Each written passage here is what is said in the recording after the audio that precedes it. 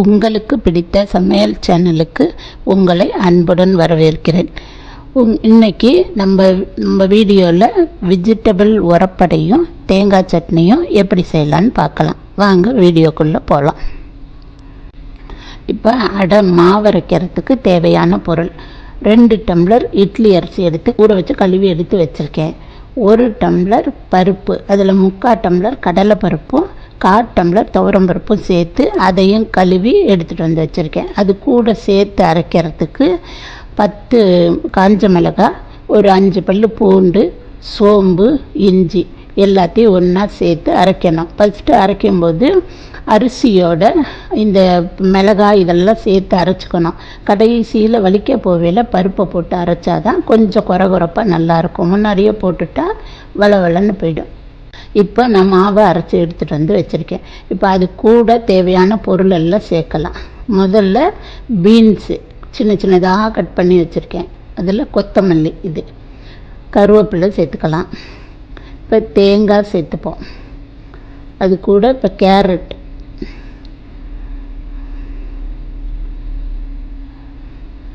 வெங்காயம் கொஞ்சம் நிறையாவே போட்டுக்கலாம்.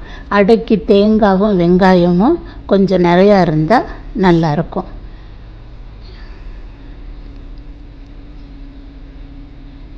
இப்போ எல்லாத்தையும் ஒன்றா சேர்த்து கலக்கிக்குவோம்.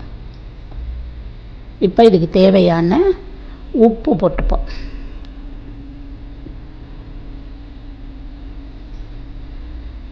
இப்போ நல்லா கொஞ்சம் கலக்கிக்குவோம். இப்போ இது கூட பெருங்காயம் சேர்த்து போட்டுக்கலாம்.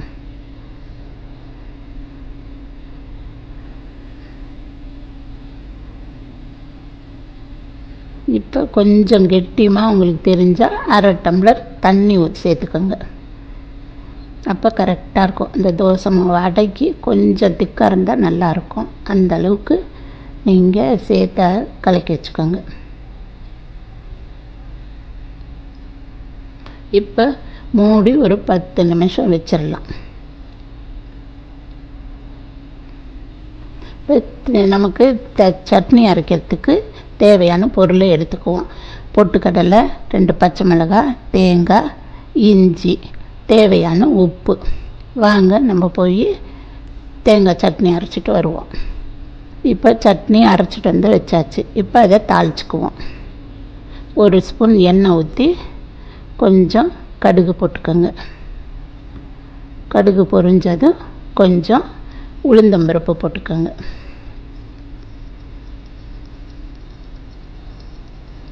இது பொரிஞ்சதும் 2 கருவேப்பிலை போட்டுக்கோங்க. இப்போ ஒரு காஞ்ச மிளகாய் கிள்ளி போட்டுக்கோங்க. பெருங்காயம் போட்டுக்கோங்க.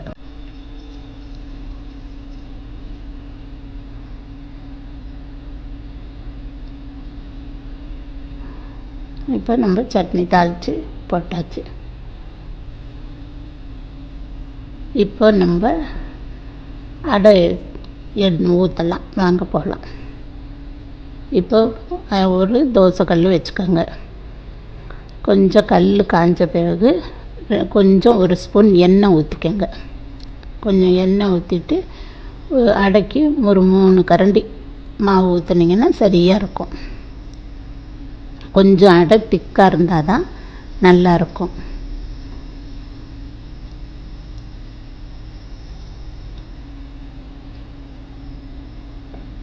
இப்போ அதுக்கு கொஞ்சம் எண்ணெய் ஊற்றிக்கலாம். எண்ணெய் கொஞ்சம் நிறையா சேர்த்தாக்கா அடை கொஞ்சம் மொறுன்னு இருக்கும், டேஸ்ட்டாக இருக்கும். அப்போது கொஞ்சம் தீயை கம்மியாக வச்சே வேக வச்சுக்கோங்க. ஏன்னா அடை வேக கொஞ்சம் டைம் எடுக்கும். மெல்ல திருப்பிக்கோங்க. அடை 2 பக்கமும் நல்லா கரெக்டாக வெந்தால் தான் டேஸ்ட்டாக இருக்கும். இன்னும் கொஞ்சம் மேலே எண்ணெய் ஆட் பண்ணிக்கோங்க.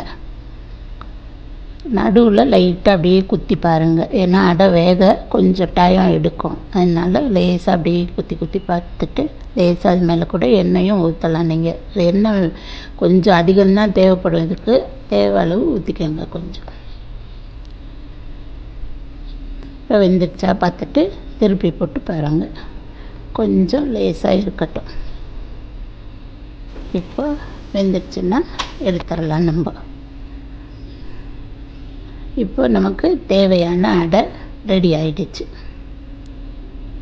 இதை வீட்டில் நீங்கள் செஞ்சு பார்த்துட்டு உங்களுக்கு பிடிச்சிருந்துச்சுன்னா லைக் பண்ணுங்கள், சப்ஸ்கிரைப் பண்ணுங்கள், ஷேர் பண்ணுங்கள், பெல் பட்டனை கிளிக் பண்ணுங்கள். நன்றி.